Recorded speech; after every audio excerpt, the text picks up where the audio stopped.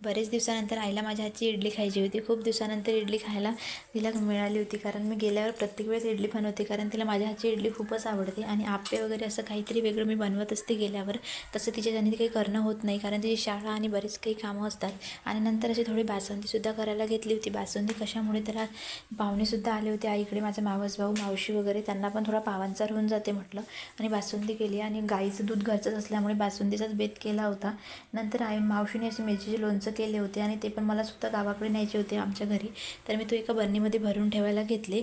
आणि लगेच संध्याकाळी आईने माझ्यासाठी, मला भजी आवडतात, ते मला गरम गरम आवडतात म्हणूनच ती गरमच करायला घेतले होते, कारण असे गरम भजीच खायला छान लागतात. आणि असं आईकडे गेल्यावर असं आई तर मिळते ना, त्याची खाण्याची मजा काही वेगळीच असते. आणि असं मला अद्दूला ऊस खूप आवडतात. आमच्याकडे ऊस जास्त नसतात, ते पण मला घेऊन जायचे होते. असे पप्पांनी ऊस वगैरे आणले होते. असे बघा, इकडे छान गरमागरम भजी चालले होते, आणि मम्मीने मला लगेचच ते प्लेटमध्ये खायला दिले.